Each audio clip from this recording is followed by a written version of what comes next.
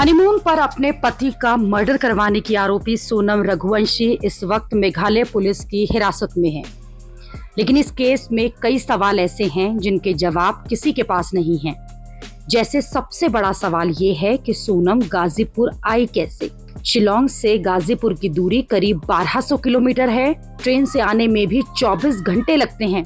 गाजीपुर के पास वाराणसी से शिलोंग की डायरेक्ट फ्लाइट भी नहीं है। सोनम 17 दिन से लापता थी। जगह जगह उसकी तलाश चल रही थी।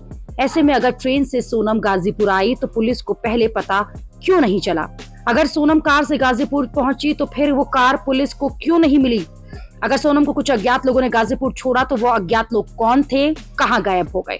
सोनम की कहानी अब भी बहुत उलझी हुई है और ऐसे सवाल अभी भी बने हुए हैं जिनके पुख्ता जवाब आने बाकी हैं। जैसे सोनम का जब राज कुशवाहा से अफेयर था तो सोनम ने राजा से शादी क्यों की थी? सोनम शादी से इनकार कर सकती थी या भागकर अपने प्रेमी से शादी कर सकती थी? अगर सोनम ने अपने घर वालों के दबाव में राजा से शादी की थी तो शादी के तुरंत बाद हनीमून में ही पति की हत्या का इतना बड़ा कदम कैसे उठा लिया? क्या सोनम को इसका अंजाम नहीं पता था कि अगर ऐसा कोई कदम वो उठाएगी तो इसका नतीजा क्या होगा? तो इस तरह का बड़ा अपराध करके कोई भी कैसे सोच सकता है कि वो बच जाएगा? सोनम जब सामने आई तो उसने बताया कि उसके साथ लूटपाट हुई थी।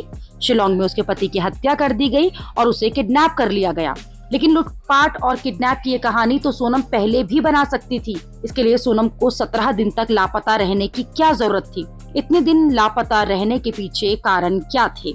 इस केस में कई और झोल हैं जो साफ नजर आ रहे हैं। जैसे मेघालय पुलिस का दावा है कि पति राजा की हत्या के बाद सोनम 25 मई को ट्रेन से इंदौर भी आई थी। इंदौर आने के बाद सोनम वहां एक किराए के कमरे में रुकी थी। फिर सोनम को एक ड्राइवर ने वाराणसी ड्रॉप किया, जहां सोनम गाजीपुर पहुंची थी।